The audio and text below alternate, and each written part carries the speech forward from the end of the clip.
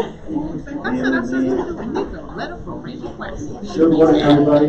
We have got a packed agenda today, and I want to make sure that we are able to get out of at our scheduled time. My name is Scott Fiedler. Welcome. We're excited to have everybody here. I will be your MC today, introducing all of the various speakers. Want to thank you all for coming, first of all. We realize that many of you, or most of you, are taking time away from work to be here today. We don't take that lightly, so we're going to do our best to make sure that your time is well spent. An impromptu announcement, because we got this fundraiser thrown together at the last minute, the VLI class of 2019, through one of our other volunteer projects, we were provided with 5 tickets to Disney World, a family 5-pack. We are selling raffle tickets for all 5 of the Disney tickets, $50 a piece. We're only selling 100 tickets. All proceeds will go to the Greater Binghamton Tiny Homes Community Project. And if you would like one, talk to Christy Scales here, or Jackie Stapleton. And at the end, that little glass tiny house, we realize we have 2 tiny houses here today. So put the raffle tickets in that one. The other one is for the cards, the information cards that you have.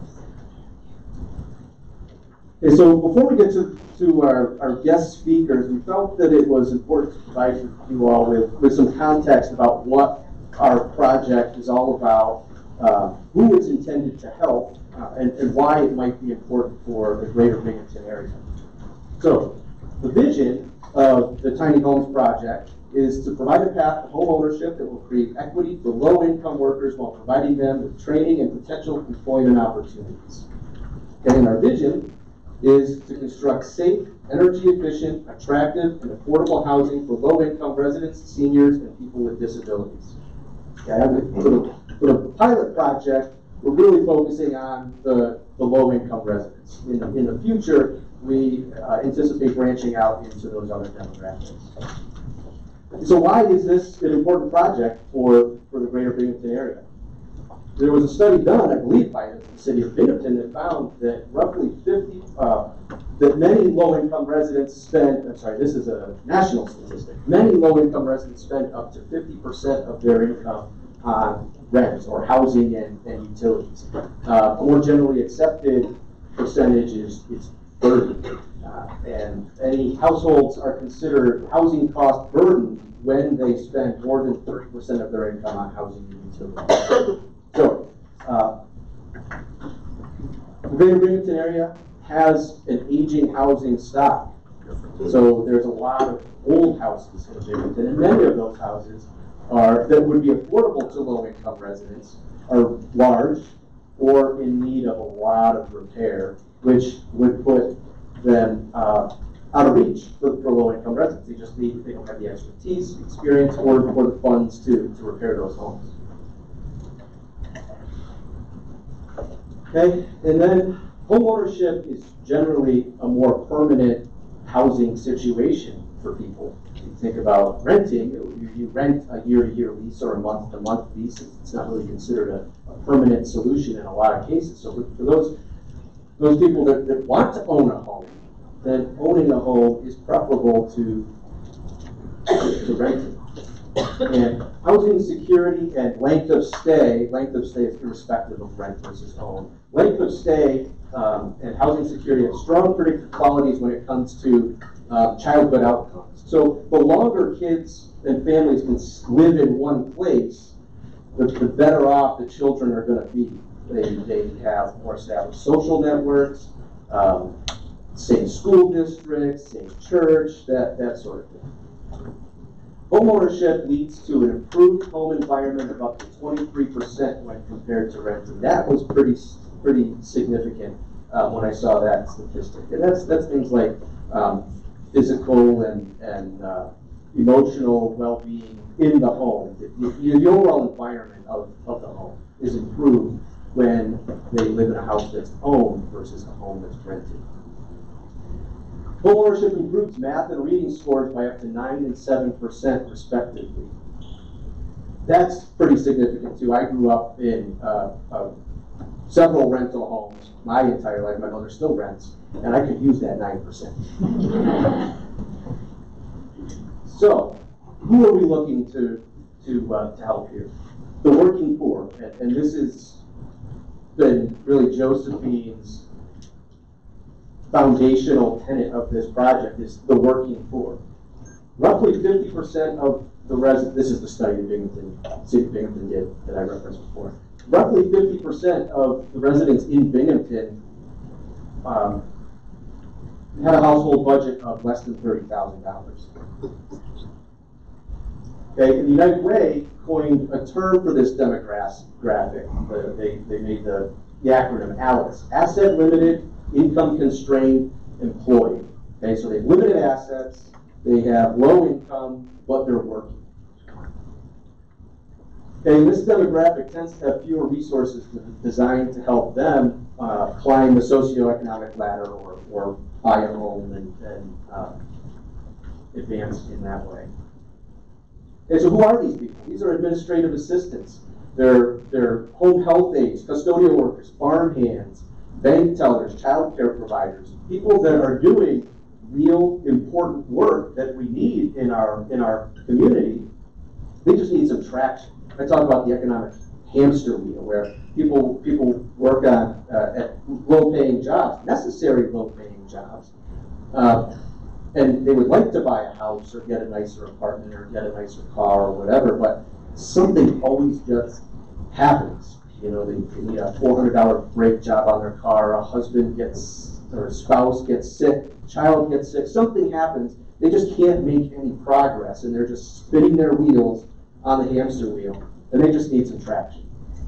Okay, as Josephine likes to say, they need a hand up, not a handout. We're not giving anything away, we're just creating an opportunity for people that deserve one. Okay, how are we going to do this? So the pilot project would build 3 to 5 tiny homes. You know, I put tiny in quotes because a lot of you, when you envision tiny homes, you think of 400 to 500 square foot milk crates that are out there. That's not what this project is looking at. More like a small home, anywhere from 650 to 1,000 square feet, which is small compared to what we're used to as far as homes today. And there are a lot of vacant lots in Binghamton that we would be looking to utilize to do this. And we would be providing paid training. This is kind of the second phase of this program, is providing paid training to people within the community to help build the houses. And they would be trained in the construction trade, plumbing, electrical, carpentry, things like that. Okay, all residents and trainees participate in 7-year anti-poverty educational program. So this, we're not talking about just people buying a house and that's it. It's about preventing them from going back to where they were before. You know, financial literacy training, things like that, so that they can establish some sort of savings and that sort of thing, just to make this more of a generational benefit to the people in our community. Okay, so the resident training is designed to teach financial literacy, establish savings, and care for their new home. So one of the reasons people don't own a home sometimes is because they don't know how to unclog the toilet or get a bat out of the house or whatever. You know, whatever it is. So part of the resident training would be to take care of those sorts of things, and when there is no landlord to call to come and take care of them for you. Employment training is designed to develop skills necessary to build future tiny home projects or pursue other employment opportunities. So this is designed to be a self-sustaining program where the people that are trained continue to build more tiny homes. We're not, our goal isn't to build 5 tiny homes and walk away. The goal is to build 5 tiny homes and then move on to the next 5 tiny homes and the next 5 tiny homes. So we're going to need people to do that. So that's where the training comes in. Obviously, they're not required to continue to work with the Greater Binghamton Tiny Home Project. Part of the benefit of the project is that it trains them to go out and get their own careers and move on if they want to. Okay, there's just some references. Always cite your sources, kids. Okay, so Josephine Burrell is going to come up and tell her story here in 10 minutes or less, right, Joe? Let's stay on track. So Josephine is the godmother of this project. This is her baby. It was her idea. It's her vision, and it's something that she has pursued with the sort of energy of somebody half her age, and the sort of grit and wisdom and stubbornness of somebody exactly her age. So, Josephine, come on up and keep your eye on.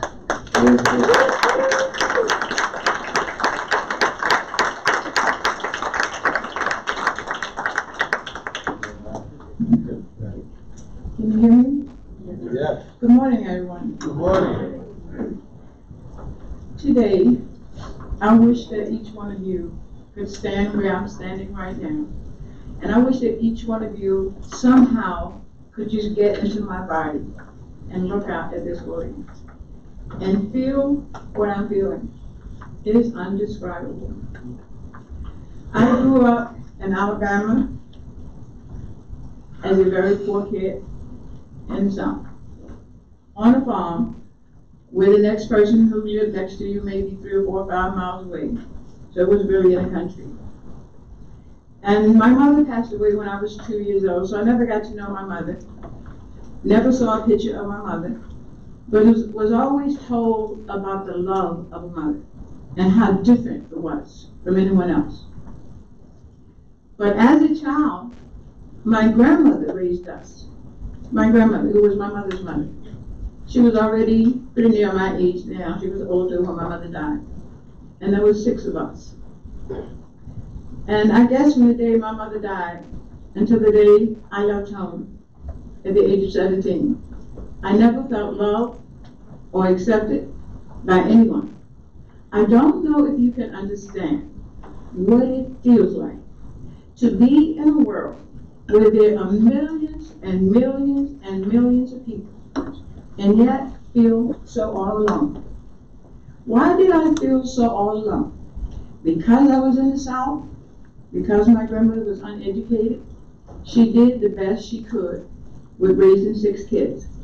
But because we were in the South, most of us were petrified of white people. Most of us were petrified of them. We never were called by our names. Every last one of you can imagine what we were called. Doesn't matter how old we were or how young we were. I started to work at the age of 10 and a half. At 10 and a half, I was responsible for a 9-month-old baby, a 2-year-old child, and a 4-year-old child. The baby must have been about 35 or 40 pounds. I don't know. I was a young kid. Loved the children that I was working with. I always loved people. And one day I was holding the baby, and I was hugging the baby, and I was kissing the baby, and I loved that baby. Didn't matter to me that the baby's skin was white. It was a human being, and it was a little baby. And the 4-year-old saw me kiss the baby and ran in the house to get his father. His father came with his fist balled up and began to curse me out, call me all kinds of names because I had put my black mouth on his baby. I'm the one who's raising those kids. That's the kind of life that I lived. And because we were so poor, there were some African Americans who were a little bit better off than others. Some had farms, some had cotton fields. I worked in the cotton field with my brothers, worked on the farm, and I worked in the homes. And then one day, we never had much money. The kids at school made fun of me. The adults in the community, if you went by any adult when I grew up and they didn't like what you were doing, you know how we can't talk to each other's kids now? The kids say, "You ain't my mama." We couldn't tell an adult, "You're not my mama." The adult would beat you if they saw you doing something wrong. They would walk you home, and then your parents would beat you again because you had to get beaten by somebody else. And a lot of times we were beaten for things that we never did. And I want you to know how I was saved.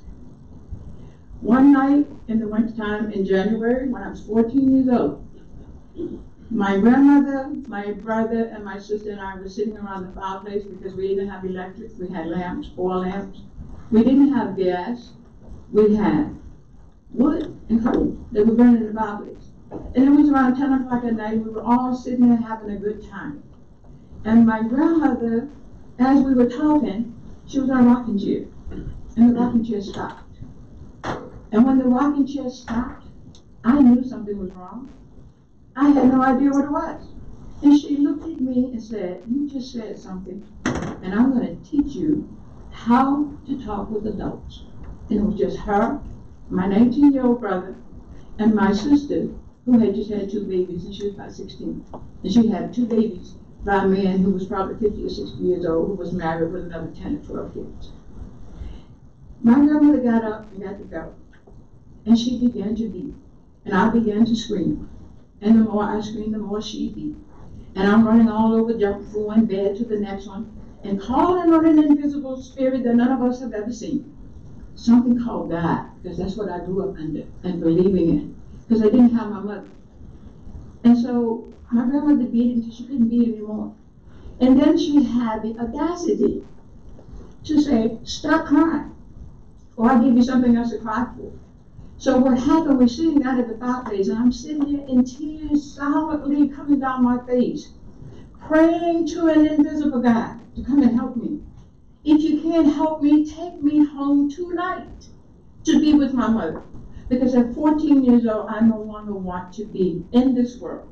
Because it was not a loving place. It was not a kind place. It was not a very kind place.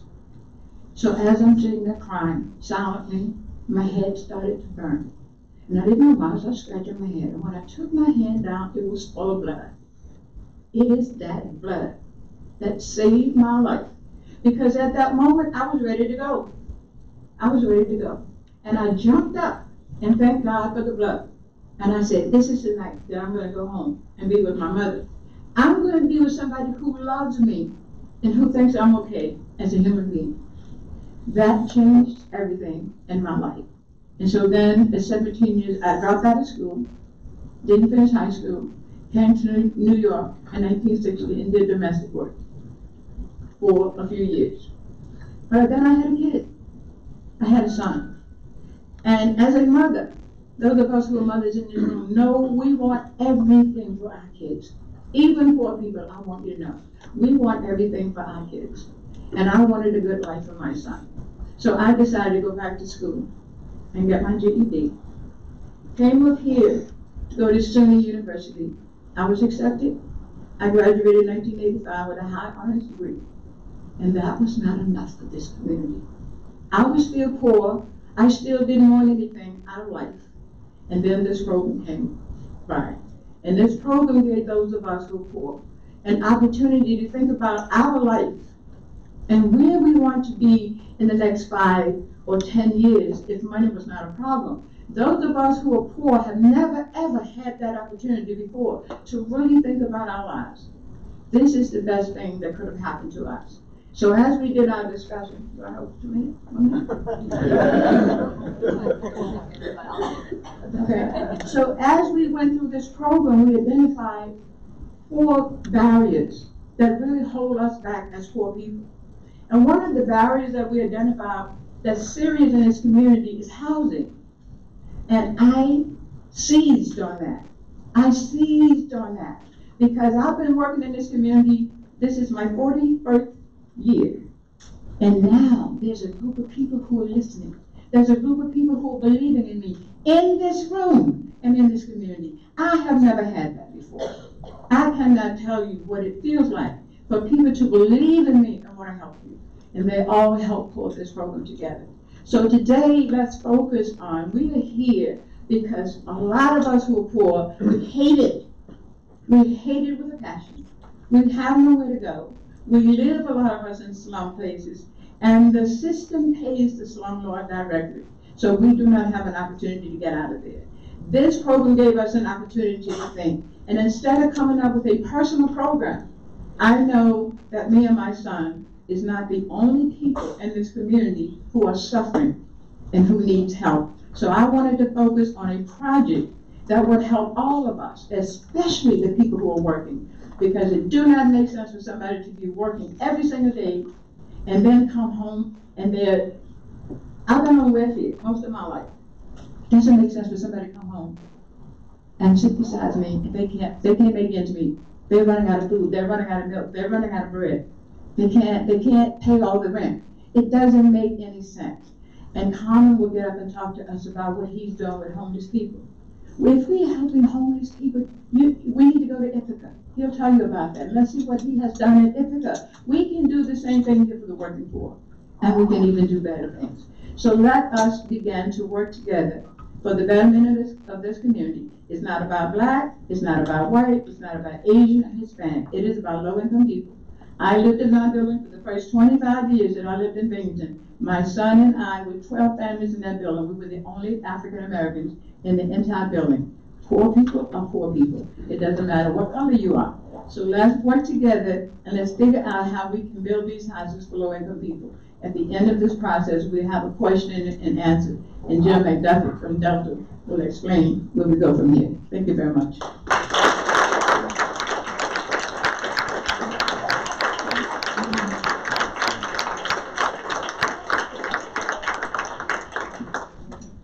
So there you have it.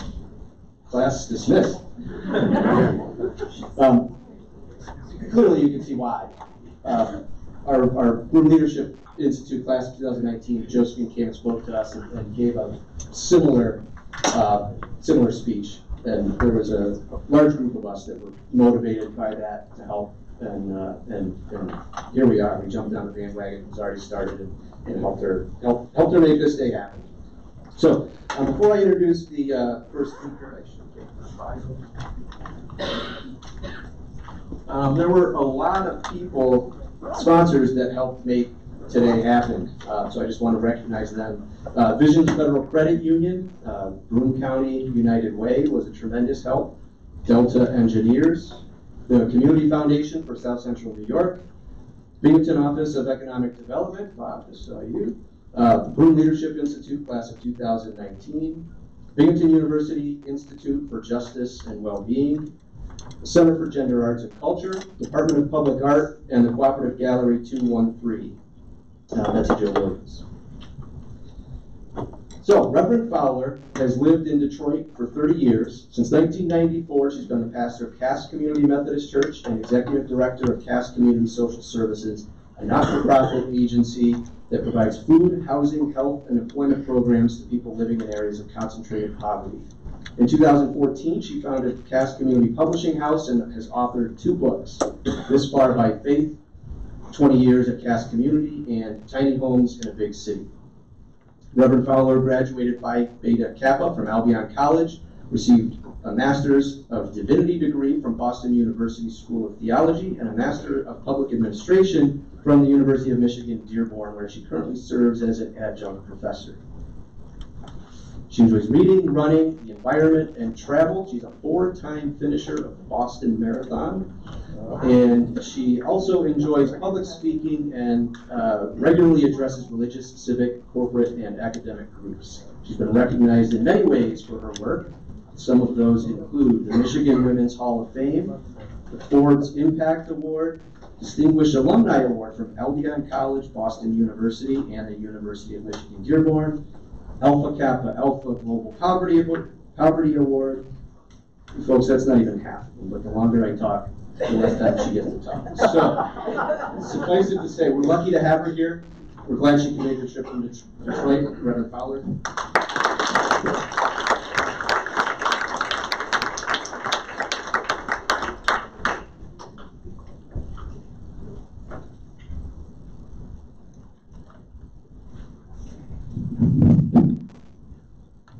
Good morning. I'm a little bit humbled to follow Josephine, I'll tell you the truth, and excited that she asked me to come. A big shout out to her son Michael, who's been my Uber driver, according to the receptionist at the hotel. I had a great time walking around the city last night. Those of you who are involved in the artwork in the city, congrats, it's beautiful. I found out that Rod Serling went to the high school. followed the river a little bit. What a cool town. I will come back. I liked it that you responded that I run the Boston Marathon. So he mentioned I have like $100,000 worth of education, and you oohed and ahed that I know how to run.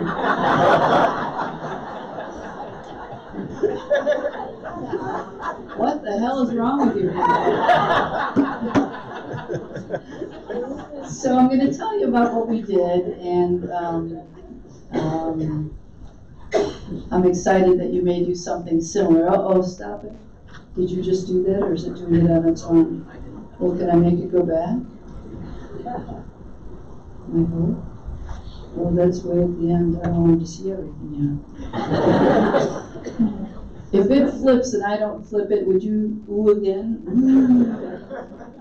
So what I want to say at the beginning is that most of the slides show homes that we've either built or are going to build. Okay, so just there you go. Now, all those degrees, I just pushed this one to make it go forward. There we go. There you go. So we bought 26 vacant lots from the city of Detroit for $15,000. How'd I do? Okay? Yeah. Uh-huh. And we decided we put a house where a house used to be, so we didn't have any trouble with zoning because we're building houses in a residential section. In the city of Detroit, there's no minimal requirement for size, so we are building between 250 and 400 square feet for the first 25, which are for individuals and couples, and then for the next 15 or 20, we'll build for families and people who have severe physical handicaps, and they'll be slightly larger, because you require separate bedrooms for genders of children, obviously. We decided early on, and much to the consternation of architects, that I wanted every single house to be different. Every house, inside and out. Oh, it's so much cheaper to make them all the same. Well, if you're poor, you've lived in ugly long enough. Right? Ugly, identical, Pepto-Bismol shade of something nasty.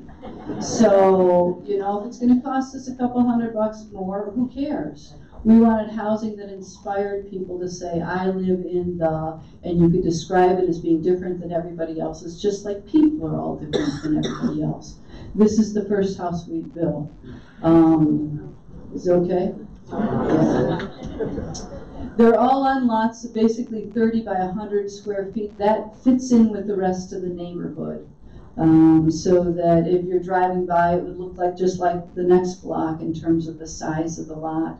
It also means that everybody has a good sized backyard, which in Detroit is a big thing. We're a city, unlike Chicago or LA or New York, that are bunches of apartment buildings. Mostly we're just separate houses, and everybody's got a backyard. And we thought we'd continue that.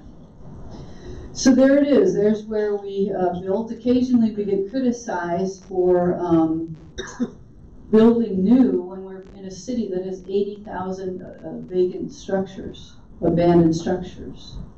Now, I'm not averse to retrofitting or renovating a building that's already there. In fact, we've already done 15 of them, some of them as large as a 41-unit apartment building, and we'll do more. But I ask you, other than these two buildings that we own, which building here were you going to renovate? Right? So you either say to yourself, we're not going to build anything new on virgin property until we fix everything that's bad, or maybe we can do both. We can walk and chew gum at the same time. The nice thing about it is the land comes as a part of our campus. So the houses are being built up here, as you can see the beginning of them. And then everything else that's in color, minus that which is the house in Chicago, is a part of our campus, so that people living in the tiny homes can walk to everything else we offer. They don't have to. It's not mandated. It's not required. But if you want to, you could walk to a store. You could walk to our gym. You could walk to a counselor, an NAAA. You can walk to a job. You can walk to a medical clinic. All of it's there, and it's really important because most of the people we're having live in these houses, they don't have cars. And in a city like Detroit, if you don't have a car, you know, we're the Motor City, you're stranded. You're not going anywhere on time. Let me start right there. Try holding a job when every other week the bus is late. right? Your boss is only going to be so tolerant, even a good boss. And they don't go to the suburbs where many of the jobs are. They don't go after hours. They don't go on Sundays. So you're really up a creek if you don't have a car. And so having a pedestrian community where everything's there that you can walk to is huge for our people.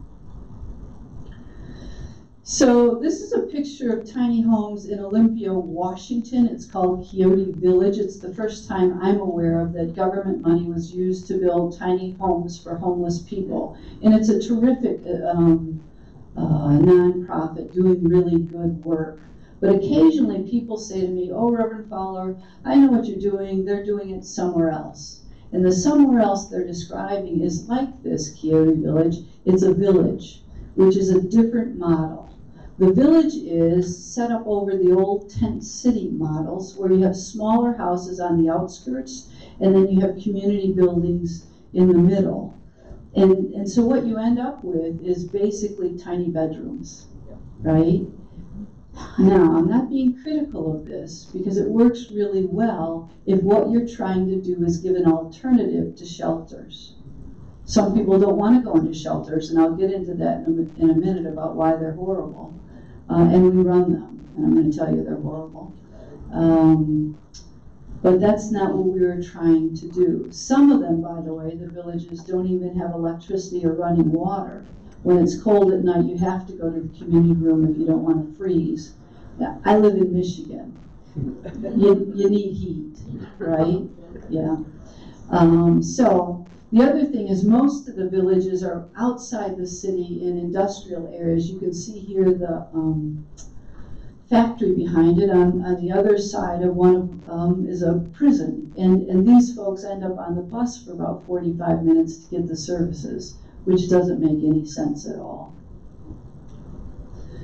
So our program is called Rent Then Own. It's not called Rent to Own because Rent to Own usually means predatory lending, right? We're going to take advantage of poor people. That's not our idea at all. The idea we had is that poor people never have an opportunity to own. That if you make between $7,000 and $15,000 a year, which is our target, I hate to use military language, but our target, that's who we try and help because they can't even qualify for a habitat mortgage. So that means your whole life you have to rent. You never have any tax write-off, you never have any equity, you never have anything you can sell and get something different, something bigger. You never have anything you can leave your kids or your grandkids. You're just poor forever. Even though you have an income, you're working a job, right?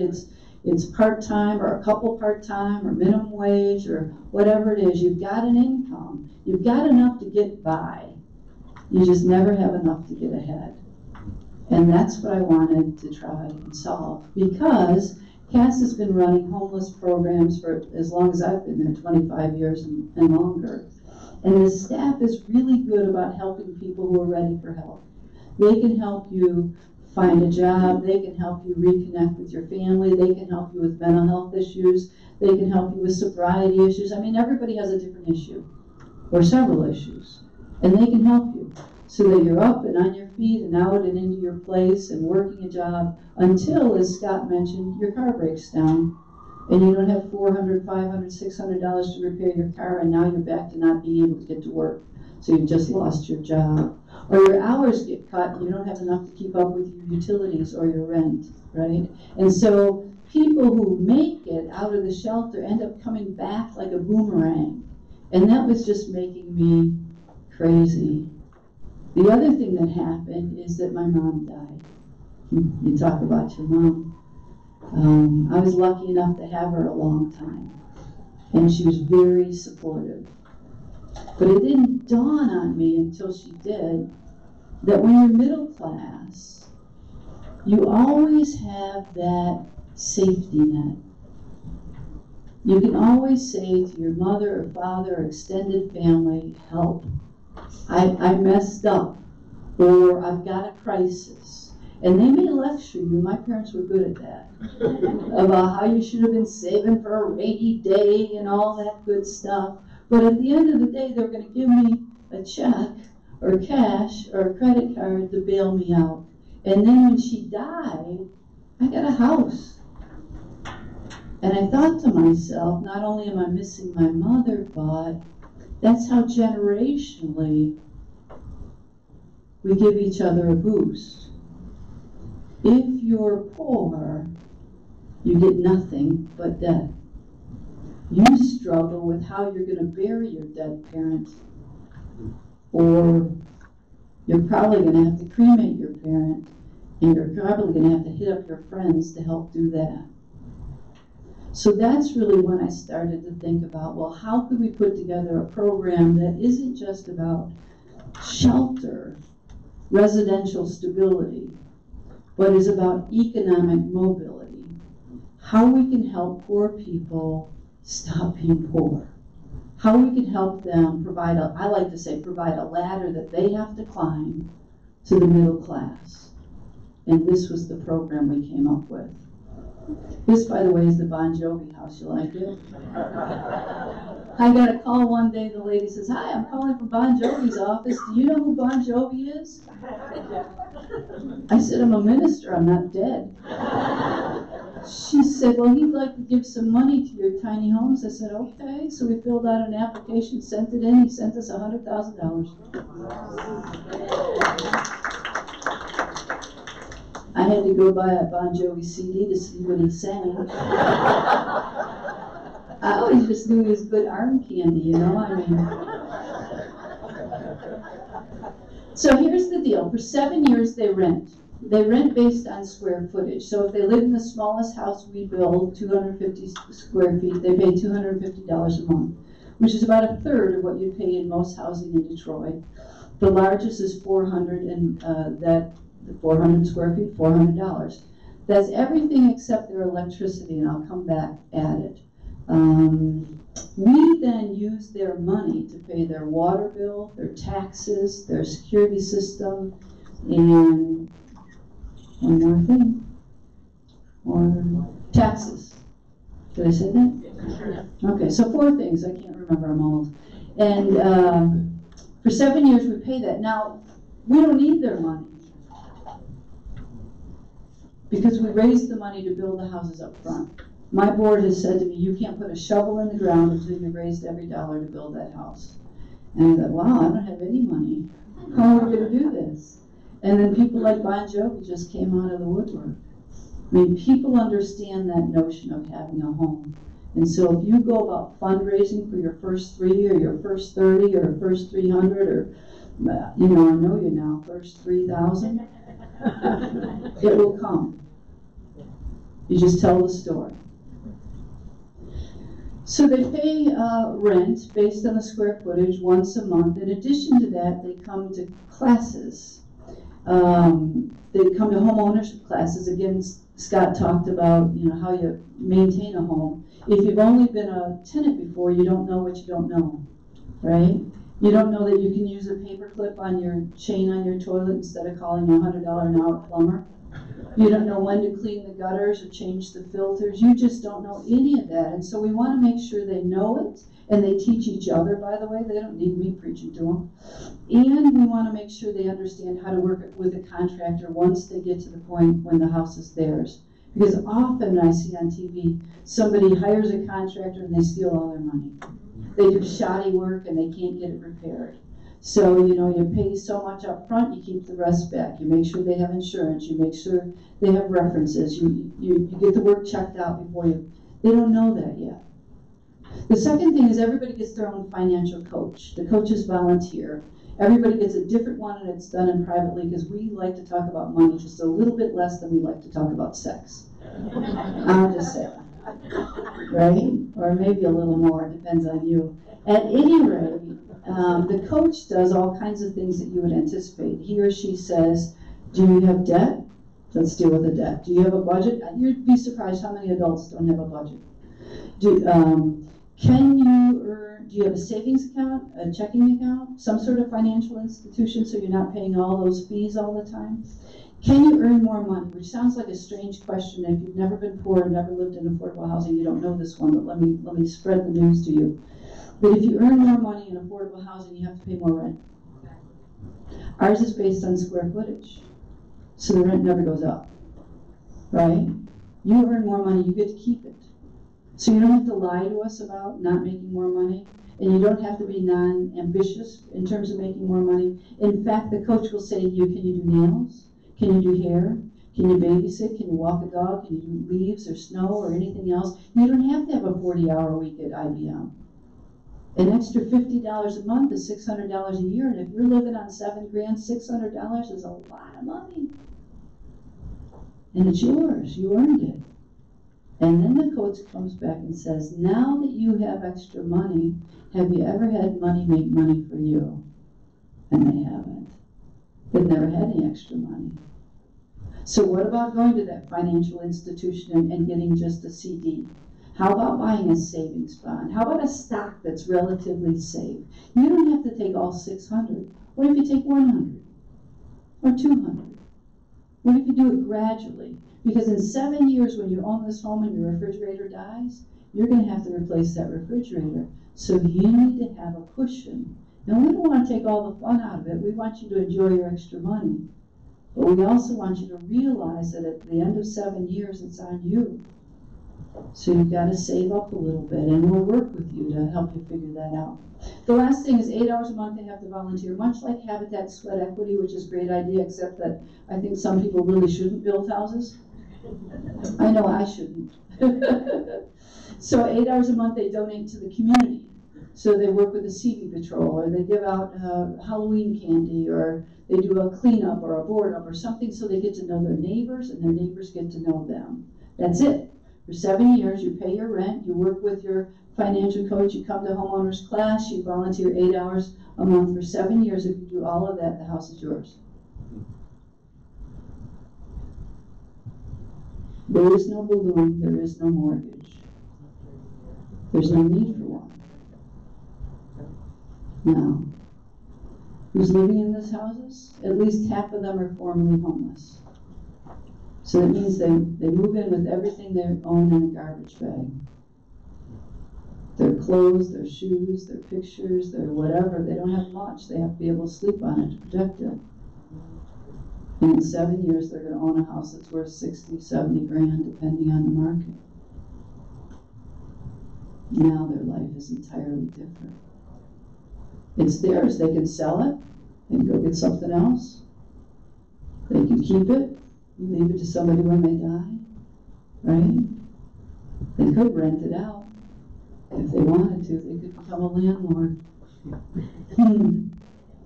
The other people are senior citizens who are low income, extremely low income, and the last group are young adults who have aged out of foster care. And people sometimes say to me, Reverend Fowler, why aren't you doing just all homeless people? There are, however many they're predicting are homeless in Detroit. I've heard between 2,000 and 20,000. Your guess is as good as mine. But why aren't you using it all for homeless people? Well, because I wanted diversity. I think the reason you live in a city is diversity. I love diversity. And if, by the way, some of them sell those houses in 7 years to somebody who's middle class, hallelujah. Who would have thought that middle class people would want to live in a poor neighborhood without gentrifying it? Right? Yeah. So there's a mixture of age and education and experience and work and backgrounds and all of that, and it's really turned out to be a wonderful thing, like old-fashioned neighborhoods where we actually knew each other, which is really, really wonderful. So if you're homeless, and this is what I'm going to talk about shelters for a minute. Last night, one of the women, was it Mindy, talked about getting a cat. I hate cats. I don't know why this picture's in here. I'm a dog person. But if you're in a shelter, if you've never been in a shelter or volunteered in a shelter, you don't know. Here's what I'm going to tell you. If you've had that experience, you lose all control. You control nothing. You don't get to decide when the lights are on or off. If you're too hot or too cold, you better not touch that thermostat. Are you hungry? You gotta wait for mealtime. You don't get to decide what you want to eat either, and you don't get to take it from the kitchen because the health department says no. You want to watch something on TV, you got to convince everybody else in the whole darn room to watch the same program. You want to have company at your birthday or a holiday, you can't do it. What are they going to do? Sit on your bed in front of all those people? You feeling romantic? Go take a cold shower if it's the time for you to take a shower. They decide when you smoke, when you shower. It's horrible. And I know because we run them, right? So if you move in and you were homeless, that changes day one. You don't have to wait for year 7. The minute you get the key, you have autonomy and dignity and community in a way you haven't experienced in probably way too long. You want the lights out when you sleep? Cool. You want them off? Okay. You're too hot, too cold? Well, go fix it. You want to eat now? You want junk food? You want something different? You want something more? Okay. You want to get a pet, a dog, a cat, a T-Rex, a hamster? I don't care. You want to have company over for some reason? It's your house. You want to paint the wall? You're feeling romantic? You want some Lionel Richie? I don't care. You're an adult. I'm not your pastor. I'm not your mother. You're 50 years old, for God's sakes. You're in the mood. You see what I mean? That tiny house brings people back to humanity. Day one. Actually, some of our people are from prison. I know, Carmen, you do this too. God bless you. I took a guy into a house to show him a house. I told you they're all different. And when he went in, he was just not looking happy. When he came out, he was beaming from ear to ear, just this big smile. I said, what in the world changed your mind? He said, there's a bedroom. I spent all that time in a prison cell and I never had a bedroom. It's amazing. Okay, so we're building with the general contractor, sir, so that we satisfy all the universal building codes. They do the foundation, the framing, the roofing, the electrical and plumbing. Then we do everything else with volunteers because it saves us a ton of money and it helps spread the word. So they come in and do the drywalling, the flooring, the cabinets, the countertops, the painting, the landscaping, the deck building, the sidewalk stuff. We even have a group in Detroit from Habitat because our Habitat went bankrupt. So it also helps us network. Which one you like better, the Victorian or the Recycle House? Okay. I'm glad I didn't ask you if you're Republican or Democrat. So this one, early on, we were looking for ones that were really cute, and at that point I was living in a Victorian, and I said to our person, well, buy the plans for that one. It's so cute, right? So she went online and looked all over. There are no plans. It's like the old Hollywood set where there's the front and nothing behind it but boards. So I went to this architect I met at a Rotary meeting. I said, here's the picture, draw me a house. And he did. And then he gave me the plans so we could sell them to other people. Pretty cool, huh?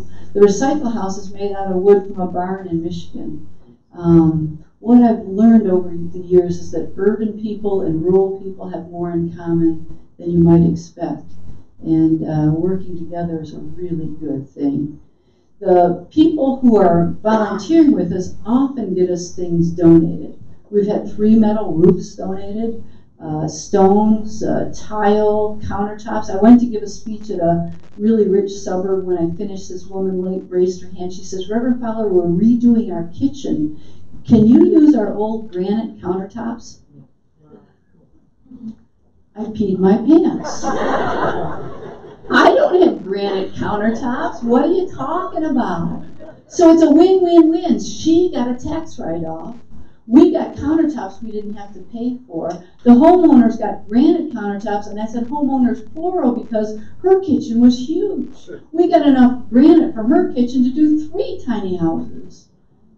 So as you're building, remember that. Maybe the recycle person, I don't know where you are, we'll talk about that because there's great stuff out there that can save you money and make a big difference in terms of the environment. So all our houses are on foundations. I know occasionally somebody says to me, oh, Reverend Fowler, I watch HGTV, tiny houses, which means I know more about tiny houses than you do. No, you don't. So we put them on foundations. First of all, what you see on HGTV are on trailers. I want to know what homeless person has the strength to tow that around on a bicycle. Of course you don't. And where are they going to take it? If you watch HGTV, which is great programming, is always to the ocean or the mountains, and right? They don't own any land. You take that to a public park, you're going to be arrested so fast. So we put them on foundations. Now here's the problem in Detroit, I don't know about here, is that when they took the houses down in the 60s and 70s, they buried them right in place. So to dig down is very expensive, although I like to tell people that Jimmy Hoffa's buried out there somewhere, because they dig it up for me for free, right? Just saying. And so we do a slab on grade, which means you won't have rodent problems, and you'll have something that will appreciate. That I know from Detroit too, that the minute you drive anything with wheels off the lot, its value goes down. The minute. And we were hoping for houses that would be worth more and more over time. Every house has a front porch, back porch, or deck to increase the living space because they are very small. Every house comes with a stove, refrigerator, microwave, washer, dryer, a heating unit that's what we call a P-TEC that goes out the wall, so you don't have a furnace taking up floor space, and hot water on demand, so again, you don't have a hot water tank taking up floor space, and because they're better for the environment. Every house is furnished with everything you could imagine, including dishes and towels and stuff. If you move in and you say to me, I don't want any of that, you say, okay, we just move it out. Or if you say, I want some things and others, okay. If you want it all, okay, no charge. The biggest problem has been with senior citizens, because as we grow older, things have meaning to us, right? That was so-and-so's chair, that was so-and-so's table, and we say, okay, we'll move it all out, and then they arrive with their lazy boy that doesn't fit. And they squeeze it in there for about a week, and then they call me up and they say, maybe. So we move it out and that kind of thing. Every house is landscaped. This woman actually did all of this herself. She just drives me crazy. But it's landscaped so that it's attractive and that easy to maintain. Every house has a security system. We debated whether to do sort of like the village model, that's a one point of entry, or to do bars and grates because we are in a big city. Ultimately, we decided to do the security system. Have I gone way too long? You're 3 minutes over. Okay, well, goodbye. So we decided to do I'll go quick. We decided to do a security system, and we sent out a bid and got this bid back, and it was way too low. And I knew because I lived in this city that was way too low. And I said to our owner rep, contact that guy and see if he's going to raise the price in a year or 7 years when they can't pay for it. So she wrote him, and he wrote back something like this, not verbatim. Dear Stacy, 20 years ago I was a drug addict. And somebody helped me. And now's my turn to help somebody else. This whole darn project has been like that. The people step up to help out because they can. And I like to say to people, these last couple of years have been horrible in our country. We're all fighting, judging each other all the time, politically, religiously, every way you can imagine. It's nice to be reminded that people are good and that we shouldn't give up on drug addicts. Because if they can live through that hell, look out for what they're going to do. So we started in 2016 with one house. We did 6 houses and 6 houses. Now we're doing 7 houses, which will give us 20 by this summer. And I hope to have 25 by Christmas, and then we'll start the second round for families and severely handicapped, as well as developing the commercial strip that will put in businesses and amenities and shops that are also part of our sustainability theme. We've been all over social media, which is both a blessing and a curse. The first year, we didn't even know the video was out there before it had 13 million views. Last year, the year before, whenever, we had 2 different videos that are out now up to 90 million views, which means, and I'm sure you know this, Carmen, that people come every day from all over, everywhere. I don't even like people.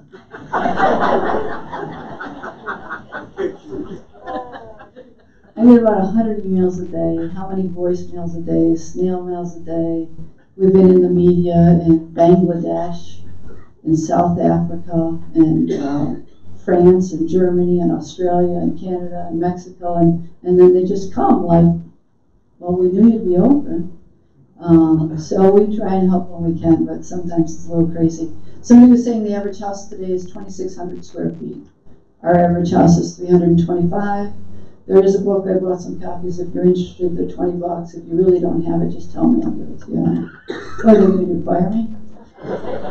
And then the last thing is we put solar on each house. The houses are all electric, so we wanted to keep the bills down for people because that's the one bill they pay. Originally, we just created a solar generator. I was worried about them losing power, and then, you know, sometimes you can lose it for like a day or 2 or 10, and we didn't want people to freeze. And because of that, when Maria hit Puerto Rico, I said, no, we know how to do this. So I threw a picture on my Facebook page and said to my friends, would you give me some money? Thinking we'd raise enough to send 15. We raised enough to send 50, but they were sitting out in the harbor, so we flew down and set up 50 families with solar that, you know, they were a year without power. And we took, we took one of the guys from Green Industries, and we're standing in the airport, and I said to him, well, this won't make sense to you, but I said to him, have you ever been to an island before? And he said, yeah, and then he named 2 parks that are islands near us. And we flew to Atlanta, and he got out of Atlanta. I said, you know, have you ever seen the ocean before? Now this man's 48 years old. My dad was a teacher. I'd seen both oceans by the time I was 10. He said, no. So we got to San Juan, we got to the hotel, it was dark, and I said to him, let's go in the morning, let's go see the ocean. And this strong, smart, sensitive, godly man stood at the waves and just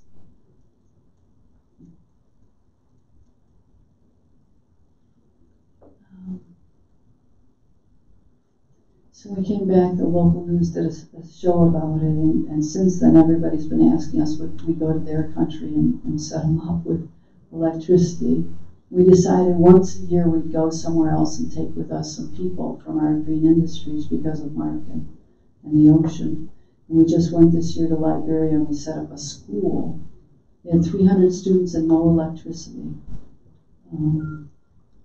After the war, they had a 14-year civil war, and only 12% of the population there has power. So it was pretty exciting to do, but it's all because of tiny homes. So you don't know what's going to happen when you get started with this. The new ideas, not only will you help house people and help them own homes, but other things will grow out of it that you never anticipated. And it's going to be good. So thank you very much.